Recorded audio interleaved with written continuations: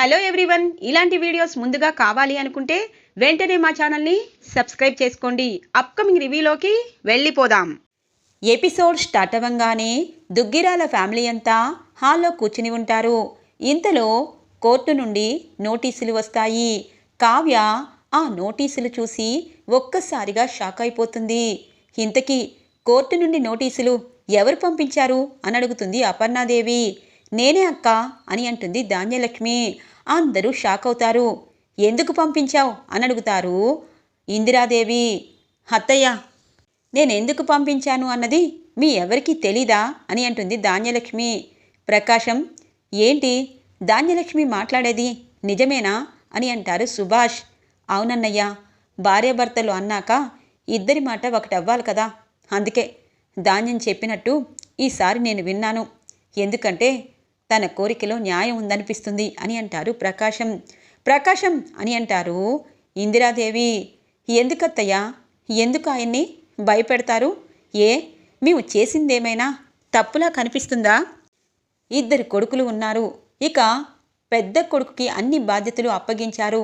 దాని తర్వాత తన కొడుకు రాజైనా తనకి బాధ్యతలు అప్పగించారు.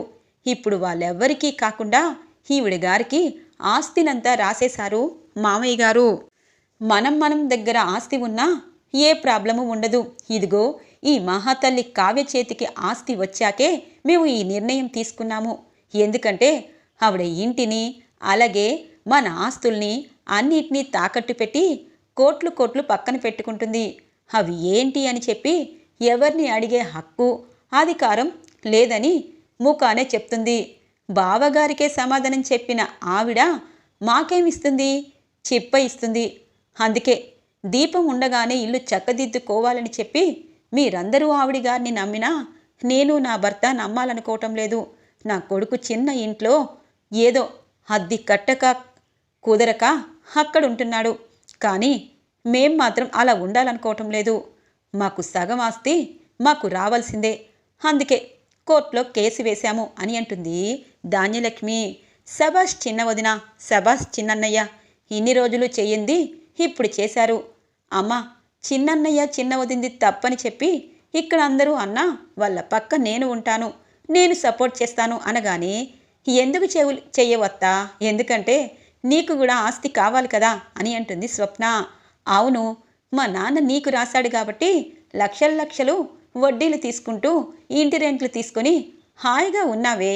మరి నాకు నా కొడుక్కి చిప్పే మిగులుతుంది. మొత్తం నీ చెల్లి కావ్య నాకిచ్చేస్తుంది అని అంటుంది రుద్రాణి. రుద్రాణి గారు, ఎందుకలా పదే నన్ను టార్గెట్ చేస్తున్నారు? ఆస్తి నా పేరు మీద తాతగారు రాశారు. తను కోమా నుండి బయటకొచ్చాక ఆస్తులన్నీ వివరంగా తాతగారికి అప్పగిస్తాను. నా మాట నమ్మండి అని అంటుంది కావ్య. ఏంటి నమ్మేది? ఇంకా నువ్వు మా చెవిలో పువ్వులు పెడుతూ ఉంటే మేం మాత్రం ఆ పూలని తీసి పక్కన పడేస్తాం కానీ పువ్వే కదా వాసనకి బాగుంటుందని అనుకోము. అత్తయ్య, నాది తప్పు అని మీరు అనుకుంటే అది మీ ఇష్టం. కానీ ఒక కొడుకుగా నా భర్త తప్పు చేయలేదని నేను నమ్ముతున్నాను. మీకు కూడా చిన్న కొడుకే కాబట్టి ఏదైనా అభిమానం న్యాయం అంతా ఉంటే ఇదిగో ఈవిడ గారి నుండి ఆస్తినంతా మీ పేరు మీద రాయించుకోండి. అప్పుడు మాకు ఎటువంటి అభ్యంతరం ఉండదు అనగానే నా బావ చేసిన పనిని నేను తప్పుగా చిత్రీకరించి నా పేరు మీద ఆస్తి పత్రాలు రాయించుకుంటానంటావా? ఏం మాట్లాడుతున్నావు ధాన్యలక్ష్మి అనగానే మరి మేము కోర్టుకి కేసు వేశాం కాబట్టి మేము గెలిచి మా ఆస్తిని మేము తీసుకున్నదాకా మీరెవరూ కాముగానే ఉండండి అనగానే ఇంతలో పిన్ని, మన పరువు ప్రతిష్ట అంతా బయటికి వెళ్తుంది. పోయాక పరువు కాస్త మనం ఏం చేసినా లాభం ఉండదు. కొన్ని రోజులు టైం ఇవ్వండి. ఎందుకు కళావతి అలా చేస్తుంది అన్నది మీరే తెలుసుకుంటారు అని అంటారు రాజ్. బావుంది రాజ్, భర్తగా నీకు చెప్పటం లేదు, మామగారు అత్తగారికి చెప్పటం లేదు, ఇదిగో అత్తయ్య గారికి ఏమీ చెప్పటం లేదు. నా ఇష్టం అన్న ఈవిడి గారి గురించి మేమెందుకు పట్టించుకుంటాం? ఏవండి, మనం న్యాయంగానే వెళ్దాము, అధర్మంగా వద్దు. ఈ ఇంట్లో సగం ఆస్తి మనకి రావాలి అనగానే మరి నేను చిన్నదినా అని అంటుంది. చూడు రుద్రాణి, నీ సంగతి నువ్వు చూసుకో, నా గురించి నేను చెప్తున్నాను అని చెప్పి వెళ్ళిపోతారు ధాన్యలక్ష్మి ప్రకాశం. ఏంటత్తయ్యా, ఎందుకు ఇలా జరుగుతుంది అనగానే చూడమ్మా అపర్ణ, నువ్వు నేను చెప్పినట్టు వింటావు, అలాగే నాకు నచ్చినట్టు ఉంటావు. అందరూ అలా ఉండాలని లేదు కదా. అమ్మ కావ్య, మీ తాతగారు నీపై నమ్మకంతో ఆస్తులు ఇచ్చారు. కానీ ఇప్పుడు ఆ ఆస్తులు పంచుకోవాలని రాబందులు చూస్తున్నాయి. మరి మీ తాతగారి ఆశయం ఇంట్లో అందరూ కలిసికట్టుగా ఉండాలన్నదే. అలా కలిసికట్టుగా ఎక్కడ విడిపోతారనే ఆయన ప్రాణాలని విడిచాలని చూశారు. మీ తాతగారి ఆశయాన్ని నువ్వు కాపాడతావని అనుకుంటున్నాను అని అంటారు ఇందిరాదేవి. అమ్మమ్మ గారు, నేను చెయ్యవలసిందంతా చేస్తున్నాను. కానీ కోర్టులో చిన్నత్తయ్యకి ఆస్తి ఇవ్వాలి అంటే నేనేం చేయాలి అని అంటుంది కావ్య. అమ్మ కావ్య, నువ్వు భయపడద్దు. మా నాన్నగారు నీ పేరు మీద రాశారు కాబట్టి నీకు నచ్చితేనే ఆస్తి పంపకాలు జరుగుతాయి. లేకపోతే నాన్నగారు కోమాలో నుండి ఎప్పుడు వస్తే అప్పటిదాకా కోర్టు వారు ఆగమంటారు. నువ్వేమీ బాధపడద్దు. నీ వైపు మంచి లాయర్ని నేను పెడతాను అని అంటారు సుభాష్. ఇదే ఇలా ఉండగా అనామిక అలాగే సామంత్ రోడ్డు మీద కార్ డ్రైవింగ్ చేసుకుంటూ వస్తారు. సామంత్, ఒక్క దెబ్బకి 2 పిట్టలు. ఇప్పుడు ఏం జరుగుతుందో నీకు తెలుసా అని అంటుంది. ఏం జరుగుతుంది అని చెప్పగానే, నేను గుడి ఆభరణాలు ఇదిగో ఇక్కడే తయారవుతున్నాయి. ఇక్కడ ఉన్న వాళ్ళని కొనేశాను. ఇప్పుడు నకిలీవి కాకుండా తక్కువ గోల్డ్ అంటే ప్యూరిటీ తక్కువ ఉన్న గోల్డ్తో చేయిస్తున్నాను. ఖచ్చితంగా ప్యూరిటీ చెక్ చేయించమని ఇప్పుడు మీడియా అందరి ముందు చెప్తాను. ప్యూరిటీ ఖచ్చితంగా చెక్ చేయిస్తారు. అప్పుడు గుడికి ఎంతో ప్రతిష్టాత్మకంగా గుడి ఓపెనింగ్కి వెళ్ళవలసిన ఈ నగలన్నీ సగం కల్తీవని అందరికీ తెలుస్తుంది. అప్పుడు స్వరాజ్ గ్రూప్ ఆఫ్ ఇండస్ట్రీలో ఉన్న నగలన్నీ ప్యూరిటీ తక్కువని చెప్పి మీడియా పరంగా అందరికీ తెలుస్తుంది. బిజినెస్ అనేది పాతాళానికి పడిపోతుంది అనగానే, అనామిక, ఇదంతా ఎప్పుడు సెట్ చేశావు అని అంటారు సామంత్. చూడు సామంత్, ఒక్కొక్కసారి నీకు తెలియకుండా కూడా నా ప్లాన్లు అమలవుతాయి. నువ్వు కామ్గా చూస్తూ ఉండు. ఇక సామంత్ గ్రూప్ ఆఫ్ ఇండస్ట్రీకి వరుసగా ఆఫర్లు వస్తాయి అని అంటుంది అనామిక. సరే, ఈ విషయం ఆ రాజ్ కావ్యకి చేరవేశావా అనగానే, అదెప్పుడో జరిగిపోయింది. ఇప్పుడు హుటాహుటిన ఈ ప్లేస్కి వస్తున్నారు. వాళ్ళు చేయించిన నగల్లో కనీసం ఇసుమంతా క్వాలిటీ తక్కువగా లేదని వాళ్ళు చెప్పడం కోసం ప్యూరిటీ చెకింగ్ చేసే మిషన్తో సహా వస్తున్నారు. మీడియా ముందు మొత్తం బట్టబయలవుతుంది. కావాలంటే చూడు అనగానే, అయ్యో, ఆ దృశ్యం చూడ్డానికే కదా చాలా వర్క్ ఉన్న నీతో పాటు వచ్చాను. సరే మనం ఏదీ తెలియకుండా పక్కనుందాము అని అంటారు. సరే అని అంటుంది అనామిక. ఇంతలో మీడియా వారు జగదీష్ చంద్రప్రసాదు అలాగే ఇటువైపు రాజ్ కావ్య అందరూ ఇక నగలు ఉన్న ప్లేస్కి చేరుకుంటారు. అమ్మ కావ్య, రాజ్, మీ ఇద్దరికీ నేను నమ్మకంతో గుడి ఆభరణాలు చేయమని చెప్పాను. రేపు కాకుండా ఎల్లుండే గుడి ఆభరణాలు అలాగే గుడి ఓపెనింగ్ జరగబోతుంది. మీడియా పరంగా మీరు చాలా మంచి ఆభరణాలు చేయిస్తున్నారని నా నమ్మకం. అందుకే ప్యూరిటీ చెకింగ్ మిషన్ కూడా తీసుకొచ్చారు. ఈరోజు నగలన్నీ తీసుకొని వెళ్ళిపోతాము అనగానే, సరే సార్, ఖచ్చితంగా 100% ప్యూరిటీతో ఉంటుంది. అలాగే ఈ ప్లేస్ అనేది ఈరోజు మీకు మాత్రమే తెలుసు. ఇప్పుడు కావాలనే అందరినీ తీసుకొచ్చాం కానీ చాలా సీక్రెట్గా చేయించాము అని అంటుంది కావ్య. సరేనమ్మా, ఆభరణాలని మీడియా ముందుకి తీసుకొస్తారా అని అంటారు. ఆభరణాలన్నీ మీడియా ముందుకి తీసుకుని వస్తారు. ఇక అక్కడున్న పనివాళ్ళు దగదగా మెరిసిపోతూ ఉంటాయి ఆభరణాలు. అందరూ అబ్బా, నిజంగా దేవుడు నగలంటే ఆ మహిమ వస్తుంది అని చెప్పి మీడియా వారు కవర్ చేస్తూ ఉంటారు. ఇక ప్యూరిటీ చెకింగ్ చేయబోతూ ఉండగానే, అయ్యో, ఇక్కడ ఉన్నది ఎవరు? Swaraj group of industry Raj and Kavya. Purity checking అవసరం లేదేమో అని అంటుంది అనామిక. అనామిక, పిలవని పేరంటానికి బాగానే వస్తావు కానీ ఇప్పుడు నీకేంటి ప్రాబ్లం అని అంటుంది. అంటే ఒకవేళ ఈ నగల్లో ప్యూరిటీ లేకపోతే అప్పుడేం చేస్తావు? తల వంచుకొని ఈ ఆర్డర్ని నాకిస్తావా అని అంటుంది. ఛీ, నోరుమై, మేము దేవుడు ఆభరణాలు ఎంతో ప్రతిష్టాత్మకంగా చేస్తే నీ చెడిపోయిన నోరుతో ఇలా అంటావా? చూడనమిక, ఇది బయట ఉన్నామని చెప్పి చాలా తక్కువగా అంటున్నాను. అసలు నీకేమీ పని పాట ఉండదా? అక్కడ సామంతిని ముంచడానికే నువ్వు అతనితో చేరావని అర్థమైంది అని చెప్పి అంటుంది. సరే కావ్య, నేనేదో నీ మంచికే చెప్పాను. బిజినెస్ అన్నాక మీ దానిలో క్వాలిటీ తగ్గితే మాకు ఆఫర్ వస్తుంది. దానిలో తప్పు లేదు. నీవిప్పుడు సామంతతో నేను ఉంటున్నానని అన్నావు చూడు, అదే తప్పు.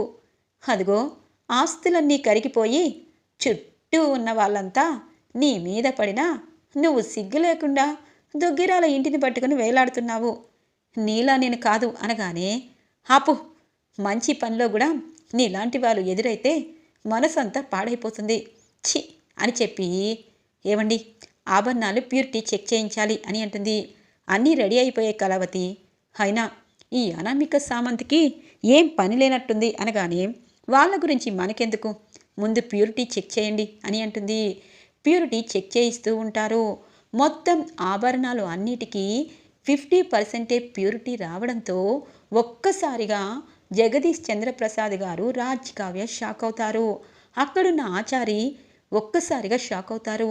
ఏంటి ఆచారి గారు, ఏంటి ప్యూరిటీ తక్కువ వస్తుంది, ఇంకొకసారి చెక్ చేయండి అనగానే ఇక అనామిక చప్పట్లు కొడుతూ, అబ్బా, పైకి ఎంత దగదగ మెరిసిపోయినట్టు చేశారో, ఇప్పుడు దీనిలో ప్యూరిటీ 50% కూడా లేదు. ఇది ఈ Swaraj group of industry business. Media వాళ్ళంతా పనిగట్టుకొని చూపించడానికి వచ్చారు కదా, ఇది నిమిషానికి ఒకసారి మీడియాలో వెయ్యండి. ఇక స్వరాజ్ గ్రూప్ ఆఫ్ ఇండస్ట్రీ పతనం మొదలైంది అనగానే, నోర్ముయ్ అని అంటుంది కావ్య. నువ్వు నోర్ముయ్ కావ్య, ఎందుకంటే ఇక్కడ నీ మిషన్తోనే చెక్ చేయించావు, నీ ఆచారతోనే చేయించావు. ఇప్పుడు నగల్లో ప్యూరిటీ లేదు. దేవుడు నగలంటే ప్యూరిటీ ఇంకొంచెం ఎక్కువే ఉండాలని కథ చెప్పడం కాదు, చెయ్యాలి.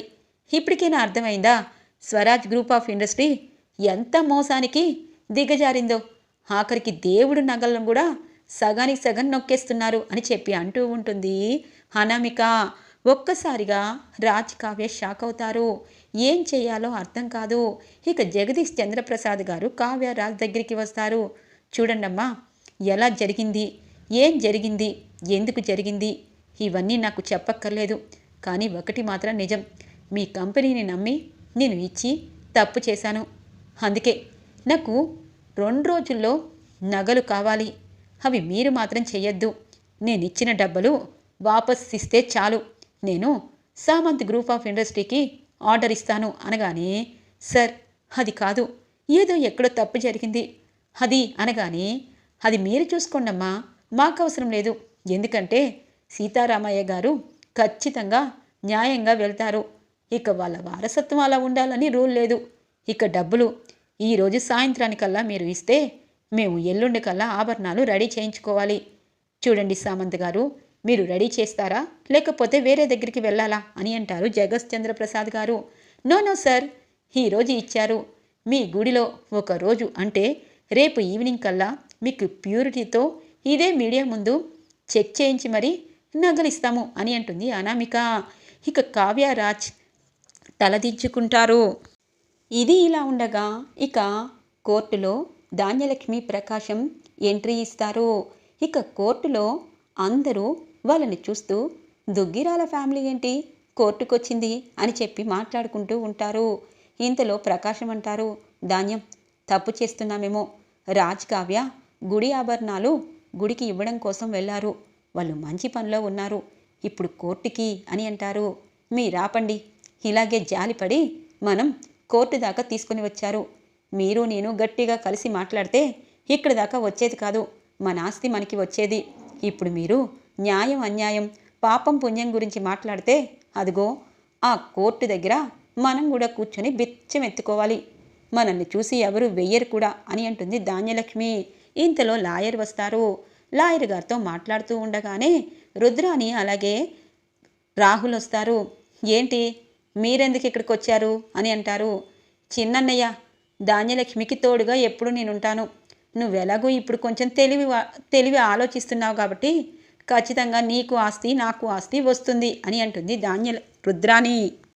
ఇది ఇలా ఉండగా ఇక అపర్ణాదేవి, ఇందిరాదేవి, రాజ్, కావ్య అందరూ ఇక మీడియాలో వచ్చిన వార్తలు వింటూ ఒక్కసారిగా బాధపడుతూ ఉంటారు. ఏంటి, ఏమైంది రాజ్? మన కంపెనీకి ఏమైంది? ఎక్కడ ఏం జరిగింది? ఇప్పటికిప్పుడు వాళ్ళకి డబ్బులు కట్టాలి. అమ్మ కావ్య, ఏం చేద్దామని అనగానే, తెలీదత్తయ్యా, కానీ డబ్బులు కడతాము, కానీ పరువు ప్రతిష్ట పోయింది కదా. తాతయ్య కోసం మేము ఎన్నో అని చెప్పి అంటూ ఉండగానే, కళావతి బాధపడద్దు, ఏదో ఒకటి చెయ్యాలి అనగానే, ఏం చేద్దామండి, ఏం చేయడానికి నా దగ్గర ఏమీ అర్థం కావటం లేదు అని అంటుంది. ఇంతలో కోర్టు నుండి ఇక కాల్ వస్తుంది. ఏమండి, చిన్నత్తయ్య చిన్నమామయ్య కోర్టులో ఉన్నారు ఈరోజు అనగానే, ఇదేంటి, మన ఇంటికి ఏం జరుగుతుంది? ఇంట్లో ఒకరిపై ఒకరు కోర్టులో కేసులు వేసుకోవడం ఏంటి? నా బావ అక్కడ ఉన్నంతకాలం ఈ ఇల్లు ఇలాగైనా ఉంటుంది అనగానే, అత్తయ్య బాధపడద్దు, రాజ్, కావ్య ఇద్దరూ కష్టాల్లో ఉన్నారు. పెద్దవారిగా మనం వాళ్ళకి ఏదైనా సలహా ఇవ్వాలి. ఇప్పుడు ధాన్యలక్ష్మి, ప్రకాశం కూడా మనం నచ్చజెప్పాలి. కోర్టుకు వెళ్దాం రండి అని అంటుంది అపర్ణాదేవి. ఇక అందరూ కలిసి కోర్టుకు వెళ్తారు. కోర్టు ఇక అందరినీ చూస్తుంది. దుగ్గిరాల ఫ్యామిలీలో ఇంతవరకు ఆస్తిపాస్తుల గురించి తగువలో రాలేదు అనుకున్నాము, కానీ ఇప్పుడు వచ్చేశాయి. ఈ కోర్టులో ఎవరు గెలవబోతున్నారో అని చెప్పి మీడియా అంతా చెప్పుకుంటూ ఉండగానే దుగ్గిరాల ఫ్యామిలీ అంతా కోర్టు లోపలికి వెళ్తారు. ఈరోజు ఎపిసోడ్లో ఇంట్రెస్టింగ్గా ఎండ్ అవుతుంది ఫ్రెండ్స్. రాబోయే ఎపిసోడ్స్ కోసం మా ఛానల్ని సబ్స్క్రైబ్ చేసుకోండి. Thanks for watching friends.